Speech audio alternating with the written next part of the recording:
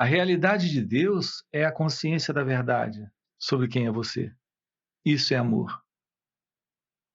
A realidade do outro é a realidade do seu ser, que é a consciência de Deus.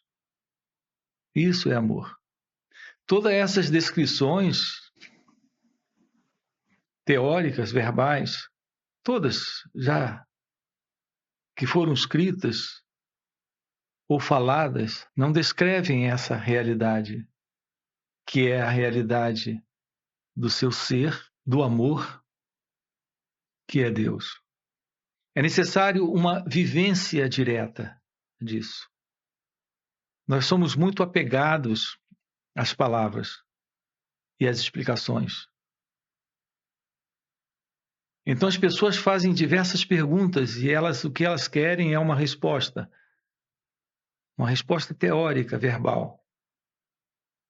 Nós somos muito ingênuos, porque nós nos satisfazemos facilmente com teorias, com crenças intelectuais. A ilusão no ego presente, nesse sentido do eu que carregamos, que o ser humano carrega. Há uma vaidade presente. Enquanto esse sentido do eu está, essa vaidade está presente. A ilusão do saber, isso lhe causa uma sensação de poder, de achar que entende, de achar que compreende. E o pior ainda, de acreditar que pode, com esse ideal, um dia, com esse ideal, com essa crença, com esse saber, um dia realizar isso. Nós temos que ver a diferença entre ideias e fatos verdadeiros, fatos reais. Somos muito teóricos, muito verbais, muito intelectuais. Nós não somos práticos, nós não vivenciamos. Nós repetimos como se, na verdade, nós conhecêssemos. Olhem, por exemplo, o que fazemos com a expressão Deus. É o mesmo que fazemos com a expressão amor. Escrevemos poesias, escrevemos canções, fazemos preleções, discursos, escrevemos livros sobre Deus, sobre o amor, mas nós não sabemos o que isso é, de fato.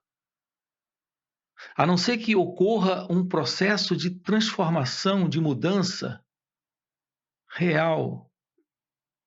Ficamos no terreno das ideias, não no espaço novo dos fatos. Não podemos nos alimentar do cardápio, mas sim do prato. Eu tenho dito que o prato mais simples, ele satisfaz plenamente, enquanto que um cardápio cheio de maravilhosos pratos ali descritos não podem fazer isso. E nós estamos vivendo de cardápios e não do prato. Nós estamos nos alimentando de ideias, de crenças. Não há vivência. Não estamos vivenciando o amor. Por isso falamos muito sobre amor. Não estamos vivenciando Deus. Por isso falamos muito sobre Deus. É algo como que uma fantasia nostálgica. A ilusão de que uma ideia se tornará um dia um fato. Não, uma ideia sempre será uma ideia. E um fato sempre será um fato. O que é real sempre será real. E o que não é, jamais será. Temos que ter uma aproximação da verdade sobre quem nós somos. E isso só é possível quando olhamos para dentro de nós mesmos. O sábio de Arunachala Bhagavan Sri Ramana Maharshi, nos deixou um caminho direto para a constatação da verdade do nosso ser, que é Deus, que é amor. A Atma Vichara, o caminho direto de Ramana Maharshi. Essa é a forma de nos aproximarmos da verdadeira meditação. A verdadeira meditação é a constatação daquilo que se passa agora aqui com você, momento a momento. Observar cada pensamento, cada sentimento, cada emoção, cada sensação, sem se separar como sendo um experimentador separado dessa experiência. É isso que temos feito. Quando um pensamento surge, a ilusão é que estou pensando sobre isso. Estou fazendo isso. Estou sentindo isso. Esse é o sentido de dualidade presente dentro de cada um de nós. Esse é o sentido de separação. A visão da realidade é a visão do seu ser. É a visão de sua natureza divina, do seu estado de não separação, de não dualidade. Assim, a autoobservação é a constatação disso.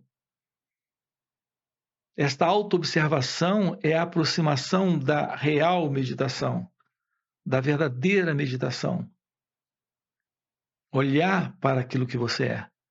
Se sentar de pernas cruzadas, respirando de uma certa forma, entoando um mantra ou ouvindo uma música suave, isso pode relaxar.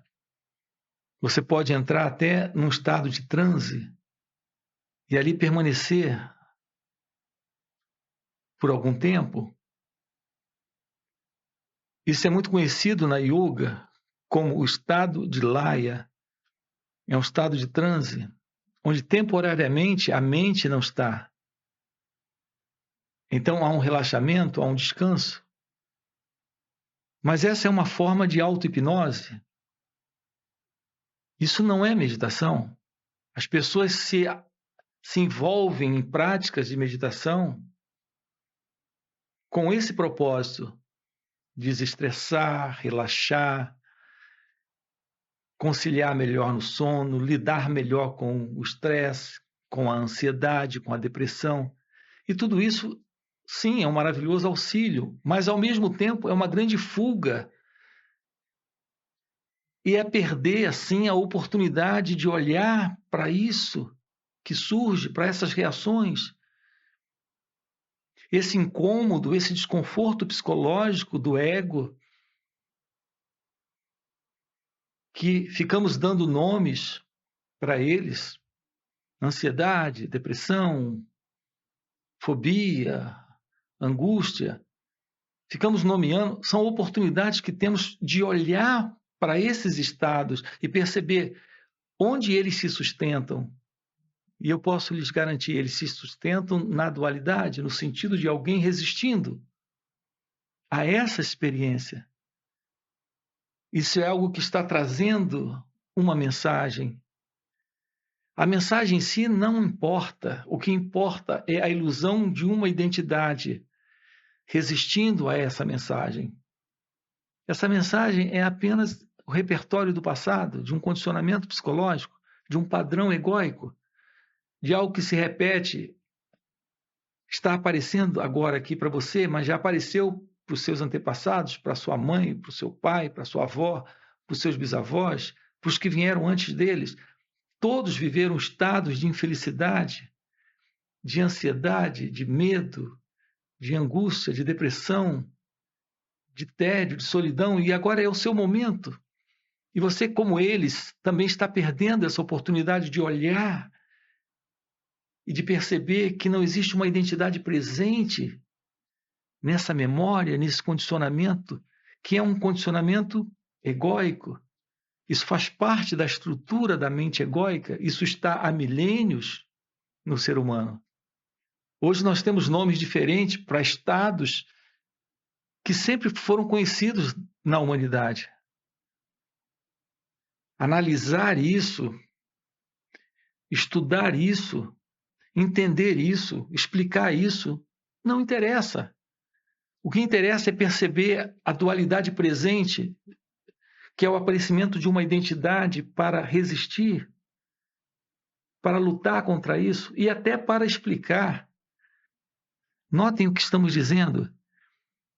Essa coisa que pode ser analisada, ela não é diferente daquele que analisa isso. Ela não é diferente, ela não está diferente daquele que analisa. A coisa analisada é o próprio analista e o analista é a coisa analisada. É um só movimento que se separa na dualidade e quando se separa, sustenta o estado, sustenta a experiência. Percebam o que estamos dizendo. O sentido do medo é medo. O medo precisa de alguém para senti-lo. E esse alguém precisa do medo para existir como alguém. Mas se há essa atenção, essa observação plena sobre esse movimento de dualidade, e isso é feito agora, aqui, essa atenção plena, isso é parte da meditação. Então, atenção plena, mindfulness, é parte da real meditação. E aqui eu uso a expressão mindfulness, atenção plena, talvez num sentido também um pouco diferente do que vem sendo empregado aí fora. Não pegue essa expressão e tente ajustar aquilo que você já ouviu falar de mindfulness, ou que você já estudou sobre isso. Não coloque teoria, olhe isso em si mesmo, perceba de imediato essa atenção sobre esse movimento da mente egóica aparecendo, criando essa separação, criando esse eu e o Estado. Não importa o nome do Estado, isso é uma outra forma ilusória de lidar com a experiência. Isso é uma outra forma de classificar a experiência, de reconhecer a experiência, e isso só é possível quando há o eu para fazer isso. E ele faz isso para entender, para explicar, para justificar, para querer fazer algo, inclusive querer se livrar disso. Percebem o truque? Aqui estamos dizendo apenas se torne cônscio do que surge, não dê nomes a isso. Não nomeie e não coloque uma identidade para querer se livrar, para se ajustar, para analisar, para rejeitar. Quando você se aproxima assim da experiência e fica com o estado sem uma identidade presente, experimente e me diga o que irá acontecer. Se o estado está presente e uma identidade não entra para rejeitar, para lutar, para analisar, para brigar com aquilo, ou para se identificar com aquilo, o que acontece com essa experiência? Então, esse problema, essa experiência, se dissolve, porque ela não tem realidade em seu ser, que é pura consciência não dual. Seu ser não carrega o ego, esse senso, esse sensor, esse eu, esse que afere medidas, esse juiz, esse que compara, esse que julga, esse que critica, esse que condena. Seu ser está livre como pura consciência, não dual. Então, o que quer que esteja aparecendo não se sustenta, naquilo que é você em seu ser. Percebam que estamos colocando para você agora, aqui. Então, o seu trabalho é constatar o que é o amor e não teorizar sobre isso. Constatar o que é o ser e não teorizar sobre isso. Constatar o que é Deus e não teorizar sobre isso. A visão disso é a visão de muitas outras coisas. É a resposta para muitas outras perguntas, que é a solidão. Como vencer o medo? Agora você sabe que não há alguém para vencer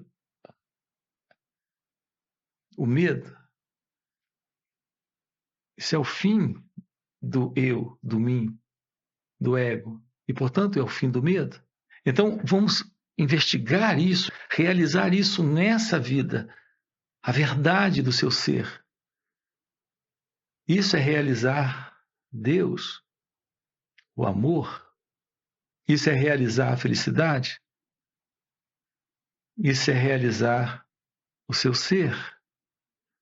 É assumir a verdade que você é agora e aqui. Esse é o assunto que nós tratamos aqui com você no canal, nesse canal. E também em encontros online e encontros presenciais. Inclusive, fazemos isso em retiros. Se isso é algo que faz sentido para você, deixa aí o seu like no vídeo, se inscreve no canal e vamos trabalhar isso juntos. Ok? Valeu pelo encontro e até a próxima. Por isso, a base, repito, a base está no autoconhecimento. É fundamental você se tornar cônscio de si. Esse autoconhecimento irá lhe mostrar que aquilo que você é transcende o experimentador.